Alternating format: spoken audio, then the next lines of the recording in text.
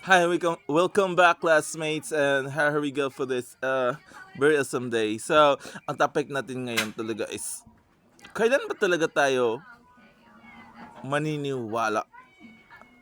At ano ba talaga yung tinatawag natin na seed of truth, dot of truth, paradox truth, schematic truth? Ang daming truth, guys. Kaya, beware kayo sa kababasa ng aklat. Beware kayo sa panunood ng TV.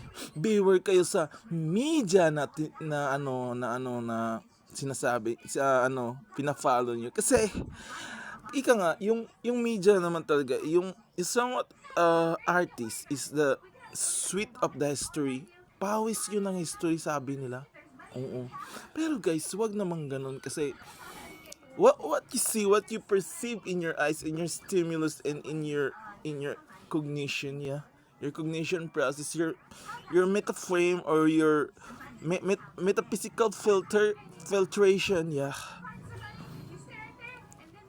Paano ba talaga mag-perceive ng truth at pag-connect nito sa pragmatism way? Hindi ganon kadali, guys, kasi somewhat we are correct in our emotic and in our illusionic way. Para bang tama to piniperceive ko, pero pag dalawa kaming magdi-debate nito parang mali to eh. Tama to piniperceive ko, pero pag nanonood sa akin yung 5 at 10 at saka ang raming libo-libo, mali ako. Parang ganun ba? So the point is be anxious somewhat. Okay? So ilang beses ba ako nag-anxious isang araw? So 24 hours based on the standard, nag-anxious din tao is every 40 minutes. Oo, nag-anxious and there are 79 of the population to be anxious like that. And then, kailan ba nag-anxious ng iba? Yung iba naman every 4 minutes. Ako, guys, based on my reflection on myself and partless meditation around many reincarnation created by me, solely by me. Nag-anxious ako, guys, every hours. Every hour, every hour. Yeah. Ganun ba? Nag-anxious ako every hour. Para bang pinapaniwalaan kung tama ay mali pala. At pinapaniwalaan kung mali ay tama pala. At narinig kong tama o mali. Ganun ba? The critic way or the most critic way of life is mas perceive, right? And kailan mo ba yun magagawa? So guys, makikita mo yun pag pinapaniwalaan mo may resulta, at least in the actually manner. Pero pag display manner lang tapos walang actually manner, nako, big no yan kasi yung mga ganyan, guys, ninanakaw lang yan. Ninanakaw or fake fancy, guys. And then what we call this false knowledge is that they are fancy knowledge, guys. Kung sa hikaw pa nga, ito nga, guys, so fancy sinusuot ko, sorry. So guys, parang ganun ba? Pakarat-karat ka na datingan, napakarat-karat ka na datingan, 24 karat ka or 1,000 karat ka pa, pero pagtingin, 1 karat? Karat-karat ka lang, ganun ba? So, it's like that, guys. It's somewhat like that because ika nga sa sa Biblia, di ba? And then the pantheist view, or are you of theology, or are you of demonology, or are you of any OG about something entity that's higher or lower from us, and somewhat we believe for, somewhat we frame for. Ang dami naman talagang modelo, guys. Ang question, yang minomodelo mo ba, meron ba yang actually talaga na manner na Zax? Hindi Max, guys, Zax. According nga sa UP, guys, grabe yung research sa UP, University of the Philippines. Sorry. So guys, ganun ba? The exponentiality or the superlation of that thing, yeah. Ganun naman talaga sa mundo eh. Parang ganun, oh. Okay, halimbawa, ganito. Naniniwala ka na mayroon siyang 40 na cars. Mayroon siyang ganito, ganyan. Pero tapos walang panggasolina.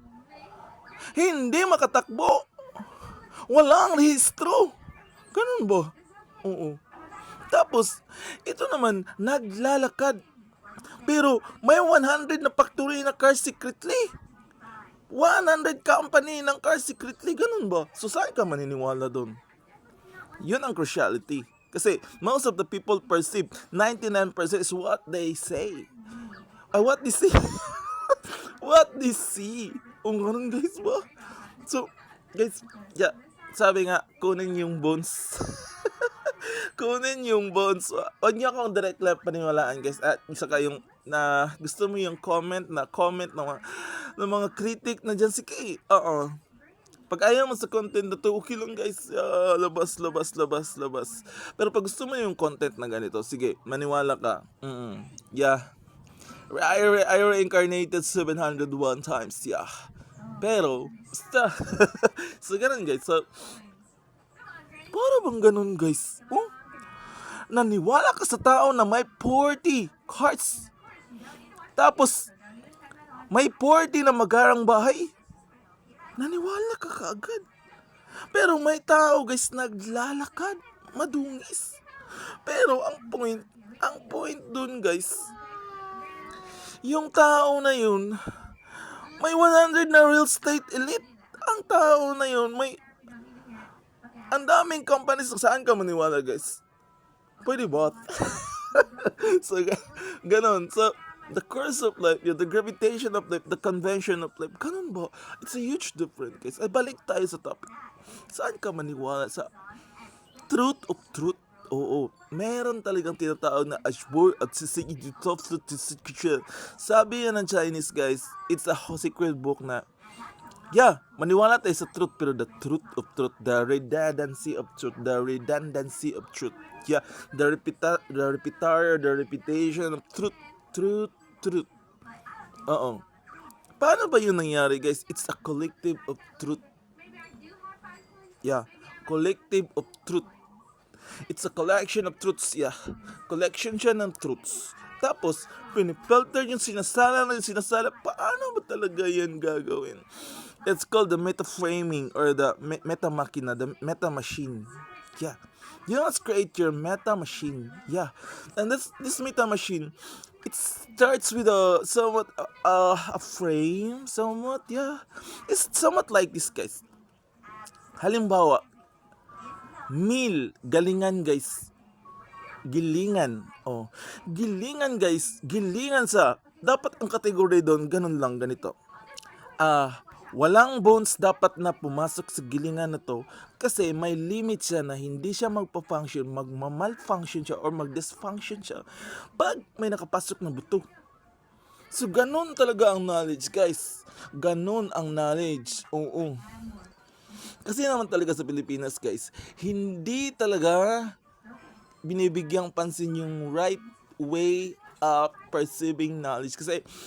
Kasi yung philosophy dito sa Pilipinas, hindi siya common, yeah. And then in the tier 1, tier 2 country, common talaga ang philosophy, lalo na sa tier 1, that's the basic, yeah. Itong tinatawag natin epistemology, or the acquirance of proper and right knowledge. Yeah, paano ba yun magagawa? Oo, may limit tayo guys, and it's called how many error you are. So know yourself guys. Oo. Know your default, yeah. Since this space is full of deviation, yeah, and full of transition, ganun ba? Yung halimbawa, yung self mo, may error ka na ganun lang pala, o may error ka na somewhat 2 error, 3 error, meaning you are too transform zero. May tinatawag tayo na alter ego, and then point this alter ego into zero, and then make a frame of yourself na parang gilingan, ganun. Particularly sa iyong pag-iisip. Yeah. When you have this filtered way of thinking frame, parang gilingan guys, na gumagawa ka lang ng mechanics ng thinking mo. Oo. So, make your own self-critic. So, halimbawa yung gilingan mo, gusto ko gilingan ko kahit buto, kahit bakal, kakainin ng makina ko. Tapos, ang makina ko nagsiseparate ng metal, nagsiseparate ng liquid, nagsiseparate ng rubber, ganun. Tapos, pagkarating doon, ang makina ko, may plantation pa na nagka-create siya into another transformation. So yung bakal ko nagiging nail cutter. At yung rubber ko nagiging wheels ulit. At yung liquid na yun nagiging alcohol. Parang ganun ba? At tapos, pag along the way na ganun, yung ano na yun, yung bakal na yun na nagiging nail cutter, magkakaroon pa ng, parang ganun guys. Nagkakaroon pa siya ng, tag. Nagkakaroon pa siya ng price at saka container. Ganun yung makina ko. Kung sa ano pa guys, sa kabadingan pa, Laida na Laida.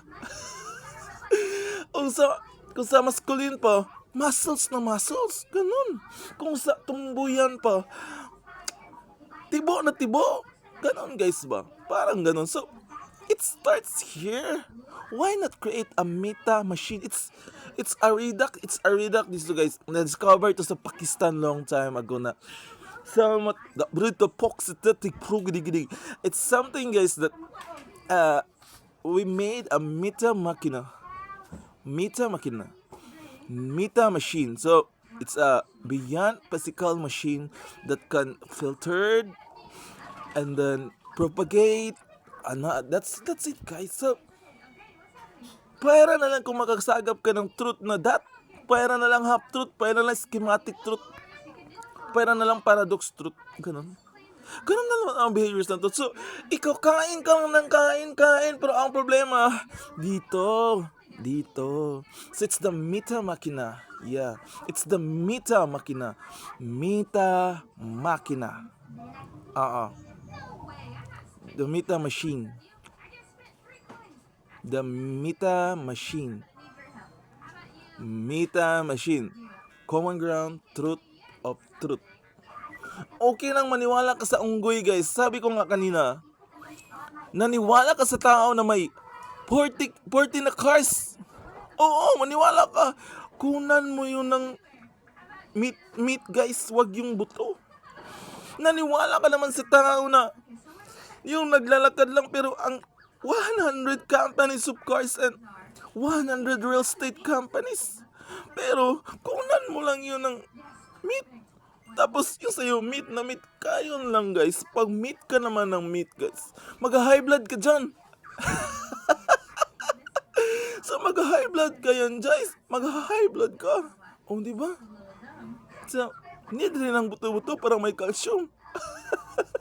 So guys, hanggang dito muna. Okay, so, see you around.